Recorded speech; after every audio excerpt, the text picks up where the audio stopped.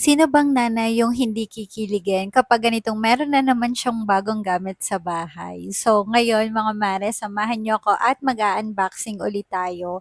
Hindi ko alam kung ano yung laman nito pero eto ay galing from Top Mama. So excited talaga ako dito kaya pagka-receive ko kanina naligo agad ako para ma-unboxing ko na at mapakita ko na nga sa inyo kung ano yung laman. Ano kaya yung laman nito? Ang sarap lang ng ganito, no? Yung parang birthday mo. Araw-araw, birthday mo.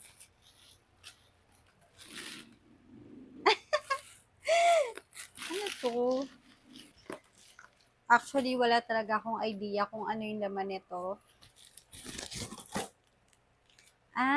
Okay. So, ayan, mga mare. Meron tayong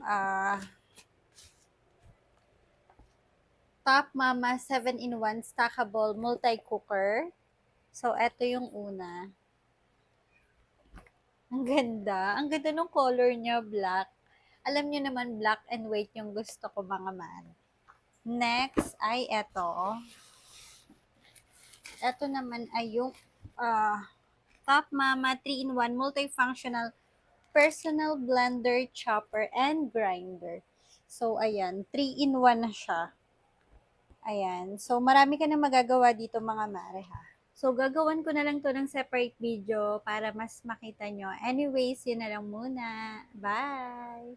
Pagkatapos ko nga makapag-unboxing sa baba, mga mare, umakyat naman ako sa taas at dito naman ako nag-unboxing. Wala kasing kasama dito sa kwarto si Habila at tinatawag nga ako, mga mare, kaya eto, umakyat na ako at dito ko na nga pinagpatuloy yung pag-unbox. Bali, eto nga palang bubuksan ko, mga mare, ay hanging clothes rack organizer. Sobrang tagal ko na nga gustong magkaroon nito, mga mare, kaya finally meron na rin tayo. Gustong gusto ko to dahil alam ko magagamit ko to pagdating ng pasukan dahil dito ko nga ilalagay yung mga gamit ni Habila. Marami akong nakitang ganito, mga mare, pero eto yung nagustuhan ko dahil tingnan nyo naman, malaki siya at makapal talaga yung pagka-plastic niya. Yung quality nito, mga mare, maganda talaga at mukha talaga siyang matibay. Meron na nga rin pala siyang kasamang gulong, mga mare, so movable siya at hindi mo na kailangan pang buhatin, iuurong mo na lang. Kapag mga ganitong gamit sa bahay, nako, kilig na kilig tayo, mga nanay. Meron na yung kasamang instruction pero hindi ko na tinignan, mga mare, dahil super easy lang naman itong i-assemble. As you can see nga, mga mare, malaki siya at mataas kaya maganda rin talagang paglagyan ng mga damit. Nung nai-assemble ko na, ganito yung naging itsura niya, mga mare, kaya eto, nilagay ko na yung mga bag ni Habila. Ganito nga yung gagawin ko pagdating ng pasukan. Dito ko ilalagay yung mga bag niya at dito ko naman ihahanger yung mga uniform niya. Mas marami nga ako mailalagay dito, mga mare, at mas organized. Dito naman sa baba, dito ko ilalagay yung mga sapatos ni Habila at nako, perfect na perfect to pagdating ng pasukan dahil paniguradong magagamit talaga namin to. Sobrang affordable lang nito, mga mare. Bali, dito sa magkabila, meron nga pala yan sabitan kung saan pwede kang magsabit ng